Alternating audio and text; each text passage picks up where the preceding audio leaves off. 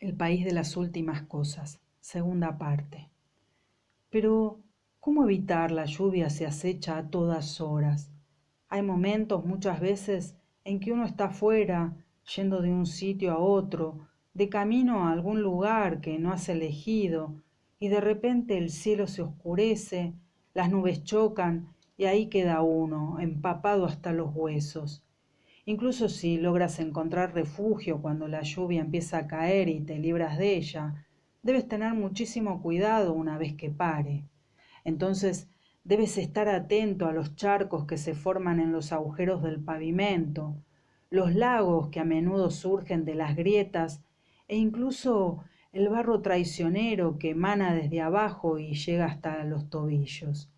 Con las calles en un estado tan lamentable, con tantas fisuras, grietas, baches y perforaciones, no hay forma de escapar de estos momentos críticos.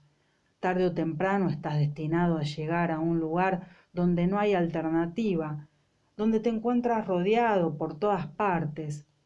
Y no solo hay que vigilar las superficies, el mundo que tocas con los pies, también está el agua que gotea desde arriba, que resbala desde los aleros, y luego, aún peor, los vientos fuertes que a menudo siguen a las lluvias, los terribles remolinos de aire removiendo la superficie de lagunas y charcos y arrojando el agua de nuevo a la atmósfera, arrastrándola como si se tratara de pequeñas agujas, dardos que pinchan la cara, se arremolinan a tu alrededor y no te permiten ver nada en absoluto.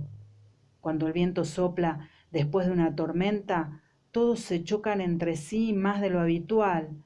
En las calles estallan más peleas y el mismo aire parece cargado de amenazas. Sería distinto si el tiempo pudiera preverse con cierta margen de exactitud. Entonces uno podría hacer planes, saber cuándo es conveniente no salir a la calle, prepararse de antemano. Pero aquí todo pasa tan rápido, los cambios son tan súbitos que lo que parece cierto en un momento determinado ya no lo es al siguiente. Yo he perdido mucho tiempo buscando indicios en el aire, intentando estudiar el clima y descubrir pistas sobre qué tiempo iba a ser y cuándo, el color y el volumen de las nubes, la velocidad y dirección de los vientos, los olores a una hora determinada, la textura del cielo por la noche, la forma de las puestas del sol, la intensidad del rocío al amanecer. Pero nada de esto me ha ayudado. Tratar de vincular una cosa con la otra, establecer relaciones entre una tarde nublada y una noche de viento, solo conduce a la locura. Das vueltas y vueltas en el torbellino de tus cálculos y entonces, justo cuando te convences de que va a llover, el sol sigue brillando todo el día. Lo que hay que hacer entonces es estar preparado para cualquier cosa, aunque existen diversas opiniones sobre la mejor forma de conseguirlo.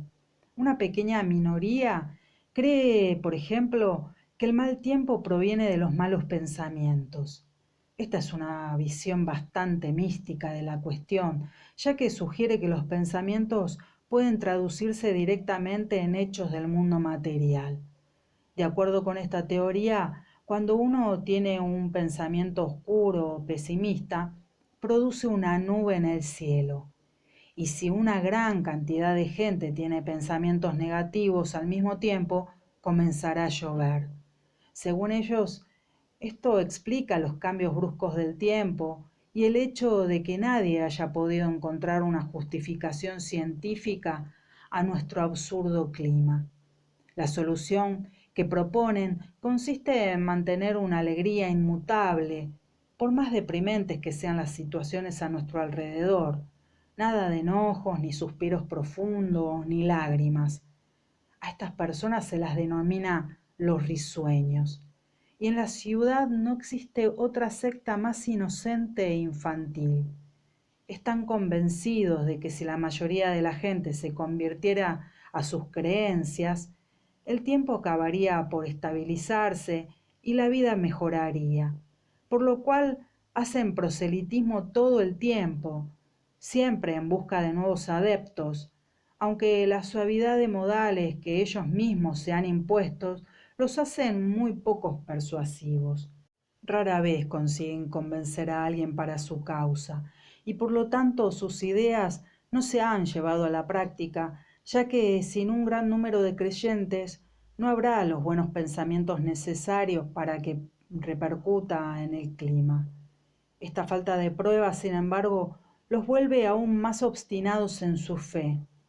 Puedo imaginarte meneando la cabeza. Y sí, tienes razón, estoy de acuerdo contigo en que esta gente es ridícula y está equivocada. Pero en el contexto de la vida cotidiana de la ciudad, su argumento cobra una cierta fuerza y tal vez no resulte más absurdo que otra cualquiera. Como personas, los risueños suelen ser una compañía agradable, ya que su dulzura y optimismo son un grato antídoto contra la ofuscada amargura que encuentras en todos los otros sitios. En el extremo opuesto están los rastreros, que creen que la situación continuará empeorando hasta que demostremos de un modo realmente persuasivo qué avergonzados estamos de la vida que llevábamos en el pasado. La solución, según ellos, consiste en postrarse en el suelo y no levantarse otra vez hasta que aparezca alguna señal de que la penitencia ha sido cumplida. La naturaleza de esta señal es objeto de largos debates teóricos. Algunos hablan de un mes de lluvia, otros de un mes de buen tiempo, y otros más aseguran que no lo sabrán hasta que se les sea revelado en el corazón. Dentro de esta secta hay dos facciones principales, los perros y las serpientes. Los primeros consideran que arrastrarse sobre las manos y las rodillas demuestra el arrepentimiento adecuado, mientras que los segundos sostienen que solo es correcto arrastrarse sobre el vientre. A menudo estallan batallas sangrientas entre los dos grupos, cada uno intentando controlar al otro, pero ninguno ha ganado muchos seguidores y hoy en día, según creo, la secta está en vía de extinción. En realidad, la mayoría de la gente no tiene ninguna opinión formada sobre estos temas. Si me pongo a contar los distintos grupos que tienen una teoría coherente sobre el tiempo, los tamborileros, los apocalípticos, los asocianistas libres, dudo que sean más que unas pocas gotas en el océano. Yo creo que lo que realmente cuenta es la suerte. El cielo está regido por el azar, por fuerzas tan complejas y oscuras que nadie puede explicar por completo. Si te mojas con la lluvia, has tenido mala suerte y eso es todo. Si logras no mojarte, pues mucho mejor, pero no tiene nada que ver con las actitudes ni las creencias. La lluvia no hace diferencias. En un momento o en otro cae sobre todo el mundo, y cuando cae todos somos iguales, ninguno mejor ni peor, todos iguales sin distinción. Quiero contarte tantas cosas. Comienzo a decir algo y de repente me doy cuenta de lo poco que comprendo. Me refiero a hechos concretos, información precisa sobre cómo vivimos en la ciudad. Ese iba a ser el trabajo de William. El periódico lo envió aquí para que investigara los hechos y escribiera un artículo por semana sobre los antecedentes históricos, cuestiones de interés general, cosas por el estilo. Pero no recibimos muchos, ¿verdad? Unos pocos informes breves y luego el silencio. Si William no pudo lograrlo, no sé cómo espero hacerlo yo. No tengo idea de cómo la ciudad sigue funcionando e incluso si me pusiera a investigar sobre estas cuestiones, es posible que me llevara tanto tiempo, que la situación ya hubiera cambiado cuando descubriera algo. ¿Dónde se cultiva la verdura, por ejemplo? ¿Y cómo la transportan a la ciudad? No puedo darte las respuestas y nunca conocí a nadie que las supiera. La gente habla de tierras lejanas hacia el oeste, pero eso no quiere decir que sea verdad. Aquí la gente habla de cualquier cosa, sobre todo de aquellas de las que no sabe nada. Lo que realmente me asombra no es que todo se esté derrumbando, sino la gran cantidad de cosas que todavía siguen en pie. Se necesita un tiempo muy largo para que un mundo desaparezca, mucho más de lo que puedas llegar a imaginar. Continuamos viviendo nuestras vidas y cada uno de nosotros sigue siendo testigos de su propia y pequeño drama. Es cierto que ya no hay colegios, es cierto que la última película se exhibió hace más de 5 años, es cierto que el vino escasea tanto que solo los ricos pueden permitirse el lujo de beberlo. Pero, ¿es eso a lo que llamamos vida? Dejemos que todo se derrumbe y luego veamos qué pasa. Tal vez esta sea la cuestión más interesante de todas, saber qué ocurriría si no quedara nada y si aún así sobreviviríamos. Las consecuencias resultan muy curiosas. A menudo son lo contrario de lo que esperas. La verdadera desesperación puede convivir con el ingenio más asombroso. Surgen la entropía y el florecimiento. Como quedan tan pocas cosas, ya no se tira casi nada. Y han encontrado aplicaciones para materiales que antes despreciaban como basura. Todo esto tiene que ver con una nueva forma de pensar. La escasez conduce la mente hacia nuevas soluciones y uno se descubre dispuesto a abrigar ideas que antes nunca se le hubiera ocurrido. Tomemos el ejemplo de los desperdicios humanos, literales desperdicios. Aquí las instalaciones sanitarias ya no existen. Las tuberías se han corroído, los inodoros se han roto y tienen pérdidas. El sistema de cloacas hace tiempo que desapareció. Para que la gente no se las arregle como pueda y disponga de sus heces de cualquier modo, lo que de pronto conduciría al caos y a epidemias, se ha creado un sistema por el cual una patrulla nocturna de recogida de desperdicios recorre cada barrio. Pasan por las calles 3 veces al día, arrastrando y empujando sus máquinas oxidadas sobre el pavimento ruinoso, haciendo sonar campanas para que la gente del barrio salga a la calle y vacíe sus cubos en el depósito. El olor, por supuesto, es insoportable, y cuando el sistema se puso en marcha, los únicos que querían hacer este trabajo eran los prisioneros, a los cuales se le ofreció la dudosa opción de una sentencia más larga si rehusaban y a una más corta si aceptaban. Sin embargo, las cosas han cambiado desde entonces y los fecalistas ahora tienen el estatus de funcionarios públicos y se les concede una vivienda equivalente a la de la policía. Es lo más justo, supongo. Si este trabajo no tuviera alguna ventaja, ¿por qué iba a hacerlo alguien? Esto demuestra lo competente que puede llegar a ser el gobierno bajo ciertas circunstancias. Cadáveres y mierda. Cuando se trata de desterrar los peligros para la salud, nuestros administradores son verdaderos romanos en su organización, un modelo de lucidez y eficiencia. No se acaba aquí, sin embargo. Una vez que los fecalistas han recogido los desperdicios, no se deshacen de ellos. Aquí la mierda y la basura son bienes importantísimos, y con los recursos de carbón y petróleo descendiendo a niveles alarmantes, estos son los que nos proveen de gran parte de la energía que aún somos capaces de producir. Cada zona censada tiene su propia central energética y éstas se alimentan exclusivamente de desperdicios. El combustible para los coches, el de la calefacción de las casas, todo proviene del gas metano producido en estas centrales. Te sonará raro, me imagino, pero aquí nadie bromea sobre esto. La mierda es un asunto muy serio y cualquiera que la tire sin más a la calle es arrestado y si lo hace por segunda vez, condenado a muerte. Un sistema como este tiende a aletargar su sentido del humor. Haces lo que se te pide y muy pronto ni siquiera piensas en eso. Lo más importante es sobrevivir. Si pretendes seguir adelante, debes buscarte una forma de ganar dinero, aunque hay muy pocos trabajos en el viejo sentido de la palabra. Si no tienes contactos, no puedes apuntarte ni para el más insignificante de los puestos públicos.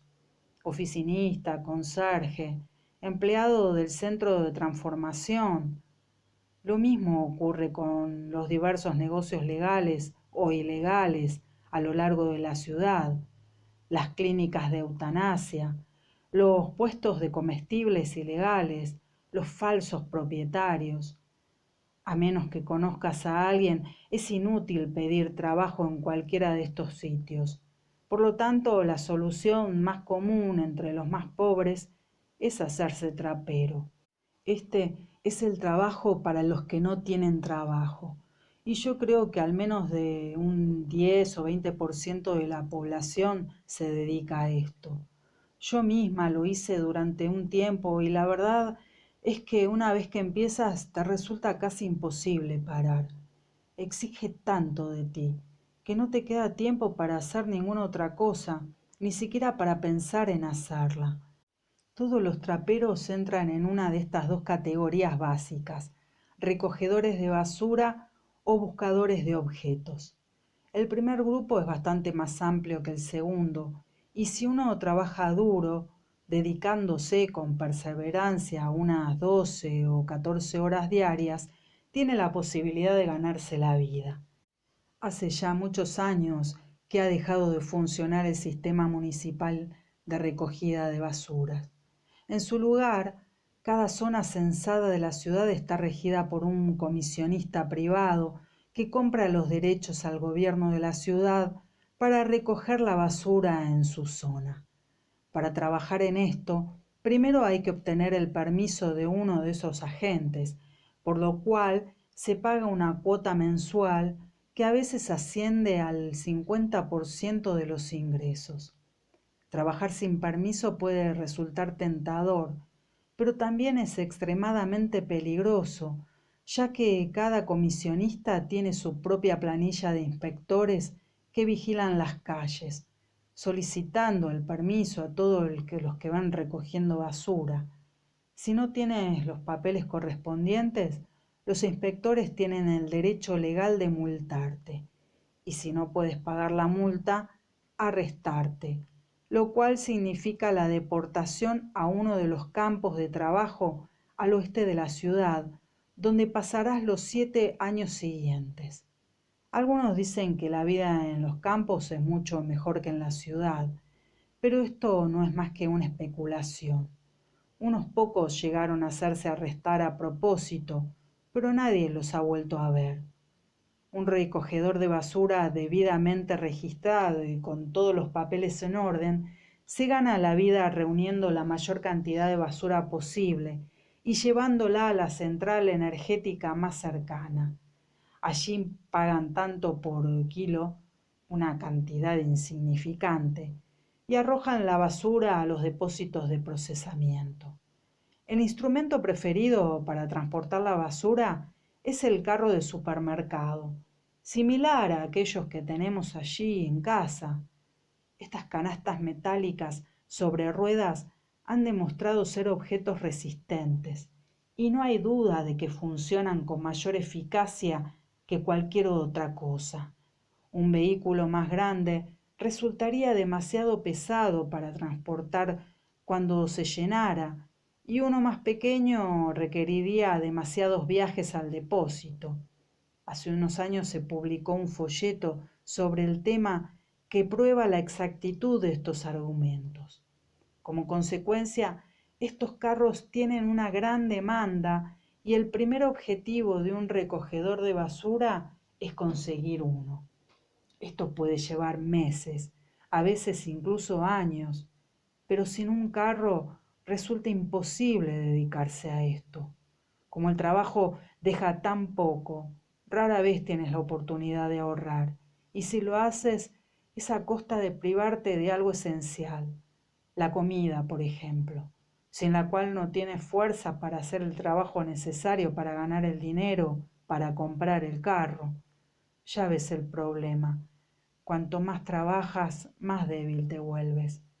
Cuanto más débil te vuelves, menos puedes trabajar. Pero esto es solo el comienzo, porque incluso si logras conseguir el carro, debes procurar mantenerlo en buen estado. Las calles estropean muchísimo el equipo y hay que tener especial cuidado con las ruedas. Incluso si logras superar estos inconvenientes, tienes el deber adicional de no perder de vista el carro nunca. Como se han vuelto tan valiosos, son un bien especialmente codiciado por los ladrones y ninguna calamidad es tan trágica como la de perder el carro. Por lo tanto, casi todos los traperos invierten su dinero en comprar una especie de correa, conocida como el cordón umbilical, algo así como una cuerda, soga para perros o cadena que se ata alrededor de la cintura y luego al carro. Esto hace que caminar se convierta en un asunto muy complicado, pero vale la pena. A los traperos a menudo se los llama músicos, a causa del ruido que hacen estas cadenas mientras los carros van dando tumbos por las calles. Un buscador de objetos debe hacer los mismos trámites para registrarse que un recogedor de basura y se lo somete al mismo tipo de inspecciones esporádicas, pero su trabajo es distinto.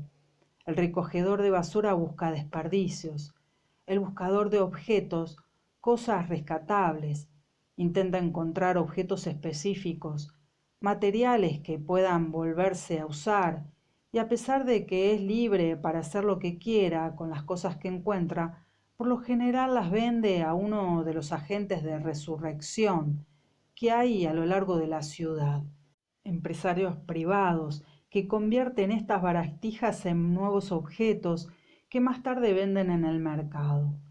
Los agentes cumplen una función múltiple, por una parte chatarreros, por otra fabricantes y por fin comerciantes. Y como ya no hay ninguna otra forma de producción en la ciudad, se encuentran entre los más poderosos y ricos, compitiendo solo con los comisionistas.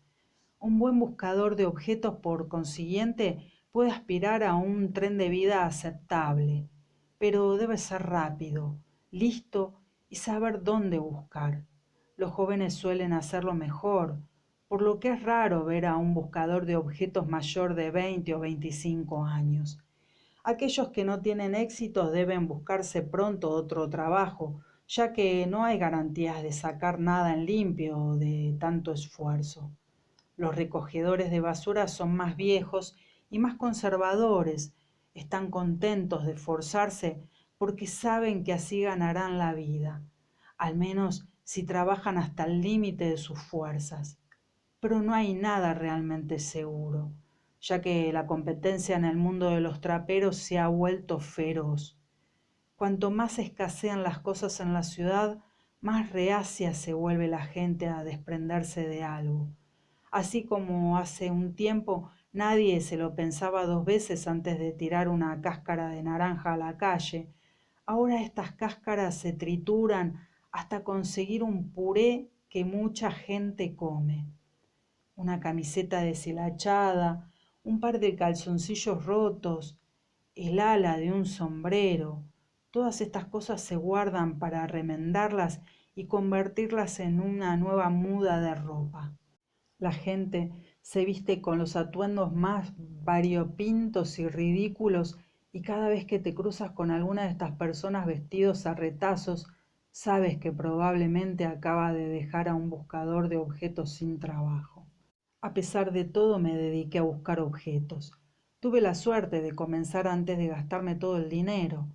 Después de comprar la licencia, 17 glots, el carro, 66 glots, la correa y un par de zapatos nuevos, 5 y 71 glots, respectivamente. Aún me quedaban más de 200 glots. Fue una verdadera suerte, ya que así podía permitirme cierto margen de error, y en aquel momento necesitaba toda la ayuda que pudiera encontrar. Tarde o temprano llegaría el día en que nadaría o me ahogaría, pero por el momento tenía algo a lo que agarrarme, un trozo de madera flotante, los restos de un naufragio donde apoyar mi peso. Al principio no me fue bien, entonces la ciudad era nueva para mí y siempre me perdía. Malgastaba el tiempo en despojos que no daban ningún beneficio, falsas corazonadas en calles yermas. Me encontraba siempre en el lugar equivocado a la hora errónea. Si lograba encontrar alguna cosa, era porque tropezaba accidentalmente con ella. La casualidad era mi único método. El simple acto gratuito de ver algo con mis propios ojos y agacharme a recogerlo. No tenía un sistema como parecía tenerlo los demás, ningún medio de saber de antemano dónde ir, ni una sospecha sobre qué iba a encontrar y cuándo.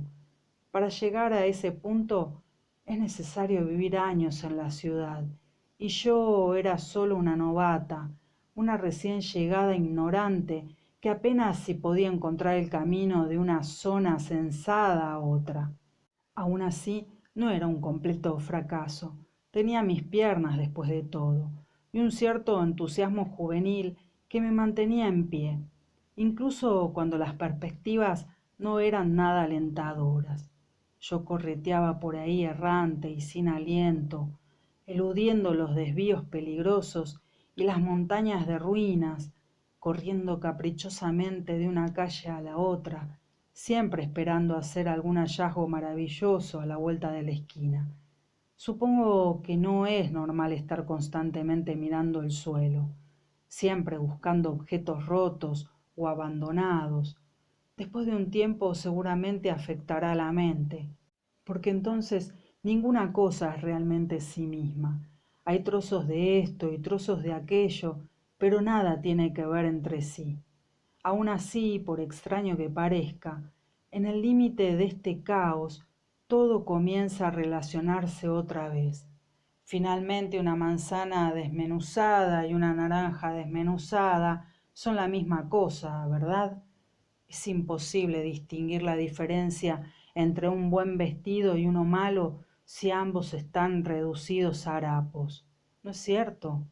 Llega un momento en que las cosas se desintegran y se convierten en estiércol, polvo, desechos, y lo que queda es algo nuevo, nuevas partículas o aglomeración de materia que no pueden identificarse. Es un terrón, una mota, un fragmento del mundo que no tiene sitio, la dimensión de lo esencial. No esperes encontrar nunca algo entero, ya que sería un accidente, un descuido de la persona que lo perdió, pero tampoco puedes pasarte todo el tiempo buscando aquello que ya es totalmente inservible. Debes aspirar a algo intermedio, objetos que aún guardan un parecido con una forma original, incluso se han perdido su utilidad. Debes examinar, analizar minuciosamente y volver a la vida aquello que a otro le pareció bien tirar. Un trozo de cuerda, la tapa de una botella, una chapa entera de un viejo automóvil estrellado. No puedes desperdiciar nada. Todas las cosas se desmoronan, pero no todas las partes de estas cosas, al menos no al mismo tiempo. El asunto es fijar el blanco en esas pequeñas islas donde todo permanece intacto, imaginarlas unidas a otras islas iguales, estas a otras y otras, hasta crear un nuevo archipiélago de materia. Debes salvar lo salvable y aprender a ignorar el resto. El truco consiste en hacerlo lo más rápido posible. Poco a poco mi botín se volvía casi adecuado. Baratijas, por supuesto, pero también un montón de cosas inesperadas. Un telescopio plegable con una lente rota, una máscara de Frankenstein de goma, una rueda de bicicleta, una máquina de escribir cirílica a la que solo le faltaban 5 letras y la barra espaciadora, el pasaporte de un hombre llamado Quinn. Estos tesoros me compensaban por los días malos, y con el tiempo comenzó a irme lo suficientemente bien con los agentes de resurrección como para no tocar mis ahorros. Supongo que podría haberme ido mejor, si no fuera porque me impuse ciertas normas, tracé ciertos límites más allá de los cuales me negué a pasar. Tocar a los muertos, por ejemplo. Uno de los trabajos más rentables de los traperos es despojar a los muertos de sus pertenencias, y muy pocos buscadores de objetos no aprovechan esa oportunidad. Continuamente me decía a mí misma que era una tonta, una melindrosa niña rica que no quería vivir, pero nada me ayudaba.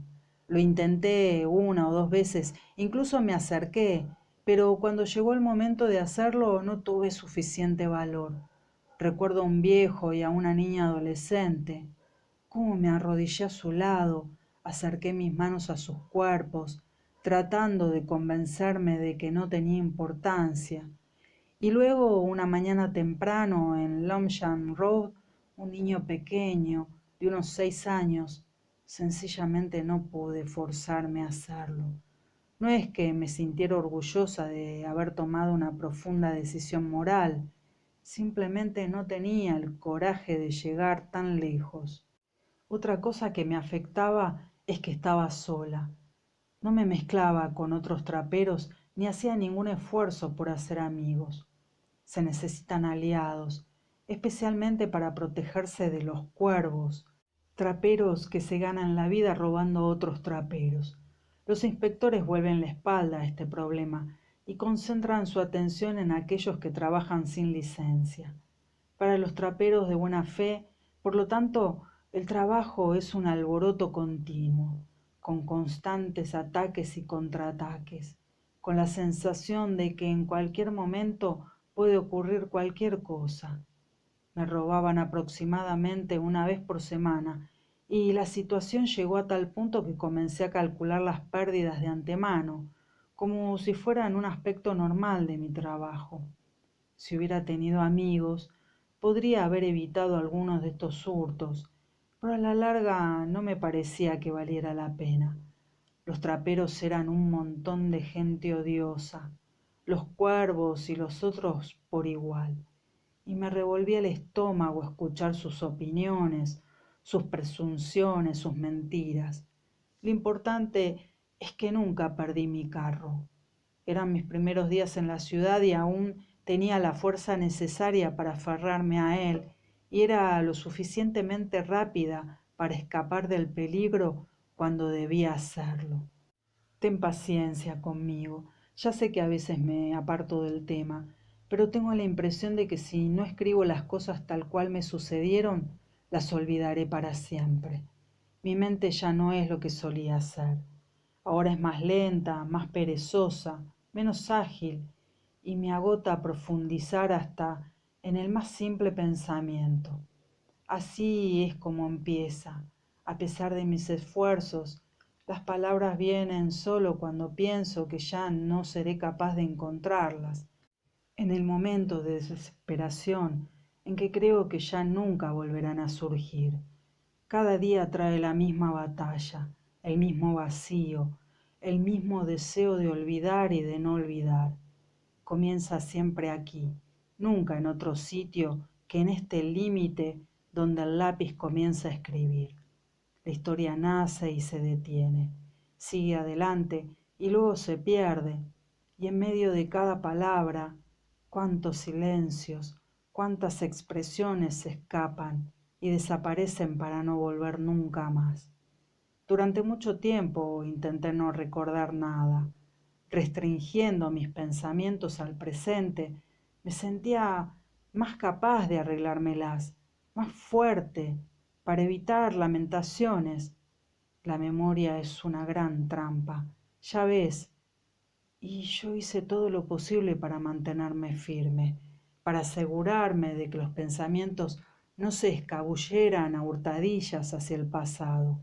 Pero últimamente me he estado zafando, cada día un poco más, Y ahora hay días en que no puedo dejar escapar a mis padres, a William, a ti. Yo era una joven tan indomable, ¿verdad? Crecí demasiado rápido para mi propio bien y nadie podía decirme nada que yo no supiera de antemano. Ahora solo puedo pensar en cuánto herí a mis padres y en cómo lloraba mi madre cuando le dije que me iba, como si no fuera suficiente con haber perdido a William. Ahora también iba a perderme a mí. Por favor, si ves a mis padres, diles que lo necesito. Necesito saber que alguien hará eso por mí y solo puedo contar contigo. Sí, me avergüenzo de muchas cosas. A veces mi vida no parece más que un puñado de remordimientos, de decisiones cerradas, de equivocaciones irreversibles. El problema es que cuando empiezas a mirar hacia atrás, te ves tal como eras y te quedas desolado. Pero ya es demasiado tarde para disculpas, lo sé. Es tarde para cualquier cosa que no sea seguir en pie. Por lo tanto, estas son las palabras. Tarde o temprano intentaré decirlo todo y no tiene importancia en qué orden lo haga. Si lo primero es lo segundo o lo segundo lo último. Todo se arremolina a la vez en mi mente y el solo hecho de recordar una cosa el tiempo suficiente para decirla es toda una victoria. Si esto te confunde, lo siento, pero no tengo elección. Tengo que tomar las cosas tal como puedo asimilarlas. Nunca encontré a William, continuó ella. Tal vez no sea necesario decirlo. Nunca lo encontré y nunca conocí a nadie que pudiera decirme dónde estaba. La razón no me dice que está muerto, pero tampoco puedo estar segura. No hay testimonios que apoyen ni la más infundada de las suposiciones, y hasta tanto encuentre alguna prueba, prefiero mantenerme abierta a todo. Sin información no hay lugar para la esperanza ni para la desesperación. Lo mejor que uno puede hacer es dudar, y bajo estas circunstancias la duda es una verdadera bendición. Aunque William no estuviera en la ciudad, podría estar en algún otro sitio. El país es enorme, ya me entiendes, y puede haber ido a cualquier sitio. Pasando la zona agrícola del oeste, se supone que hay varios cientos de millas de desierto. Más allá se habla de otras ciudades, de cadenas de montañas, de minas y fábricas, de vastos territorios que se extienden hasta un segundo océano. Tal vez haya algo cierto en estas historias. Si así fuera, William podría haber probado suerte en cualquiera de estos sitios. No me olvido de lo difícil que es salir de la ciudad, pero ya sabemos cómo era William. Si hubiese habido la más mínima posibilidad de salir, él lo hubiera conseguido. Nunca te conté esto, pero la semana antes de venirme me encontré con el director del periódico de William. Debe de haber sido unos 3 o 4 días antes de despedirme de ti, y si no lo mencioné fue para evitar otra discusión. Las cosas ya estaban lo suficientemente mal y contártelo solo hubiese servido para arruinar aquellos últimos momentos. No te enfades conmigo ahora, te lo ruego. Me parece que no podría resistirlo. El director se llamaba Bogart, un hombre calvo y barrigón, con unos tirantes anticuados y un reloj en el bolsillo del chaleco. Me hizo acordar a mi abuelo, cansado de trabajar, mordiendo la punta de los lápices antes de escribir, con un aire de benevolencia matizada de astucia, una serenidad que parecía esconder un secreto cariz de crueldad. Lo esperé en la recepción durante casi una hora. Cuando por fin estuvo listo para recibirme, me guió por el codo hasta su oficina. Me hizo sentar en su silla y escuchó mi relato. Debo de haber hablado durante 5 o 10 minutos antes de que me interrumpiera. Entonces dijo que William No había enviado un solo informe en los últimos 9 meses. Sí, él sabía que las máquinas en la ciudad estaban rotas, pero esa no era la cuestión. Un buen periodista siempre se las arreglaba para hacer llegar un artículo, y William había sido su mejor empleado. Un silencio de 9 meses solo podía significar una cosa, que William había tenido problemas y que no volvería más. Muy contundentes, sin rodeo. Yo encogí los brazos y le dije que solo eran suposiciones suyas. No lo hagas, pequeña, dijo él. Tienes que estar loca para ir allí. No soy una niña pequeña, dije yo. Tengo 19 años y puedo cuidar de mí misma mejor de lo que usted piensa. Aunque tuviera 100 años, nadie sale de ahí. Es el fin de este maldito mundo. Sabía que él tenía razón, pero estaba decidida y nada me iba a hacer cambiar de idea. Ante mi obstinación, Bogart comenzó a modificar sus tácticas. Mira, dijo, mandé otro hombre allí hace aproximadamente un mes y espero noticias suyas pronto. ¿Por qué no esperas hasta entonces? Podrás obtener todas las respuestas sin tener que viajar. ¿Y eso qué tiene que ver con mi hermano? William también es parte de la crónica. Si este reportero cumple, descubrirá qué le ha pasado. Eso no me iba a hacer cambiar de opinión, y Bogart lo sabía. Me mantuve en mis 13, dispuesta a defenderme de su ostentoso paternalismo, y poco a poco comenzó a desistir. Sin que yo se lo pidiera, me dio el nombre del nuevo reportero y luego, como último gesto, abrió el cajón de un archivador que había detrás de su mesa y sacó la foto de un hombre joven. Tal vez deberías llevar esto contigo, dijo, tirando la fotografía sobre la mesa. Por las dudas. Era una foto del reportero. Le eché una ojeada y la dejé caer en mi bolso para complacerlo. Era el fin de nuestra charla. El encuentro había acabado en empate, sin que ninguno de los dos cediera ante el otro. Creo que Bogart estaba enfadado y al mismo tiempo algo impresionado.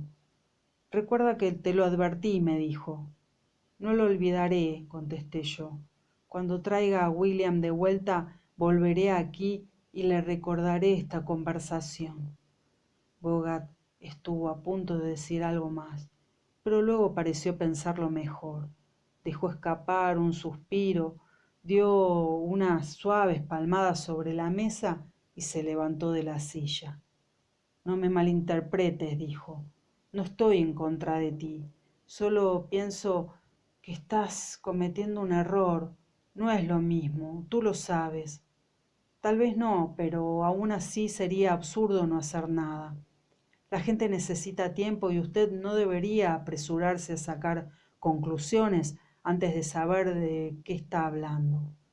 Ese es el problema, dijo Bogart. Sé exactamente de qué estoy hablando. Llegado a este punto, creo que nos dimos la mano, o quizá solo nos miramos fijamente el uno al otro, por encima de la mesa. Entonces me condujo hacia los ascensores del pasillo, pasando por la sala de prensa. Allí esperamos en silencio, sin siquiera mirarnos. Bogart se balanceaba hacia adelante y hacia atrás sobre los talones, tarareando silenciosamente, en un susurro. Era obvio que ya estaba pensando en otra cosa. Cuando las puertas se abrieron y entré en el ascensor, me dijo con tedio: que tengas una buena vida, pequeña. Antes de que tuviera tiempo de contestarle, se cerraron las puertas y el ascensor comenzó a bajar.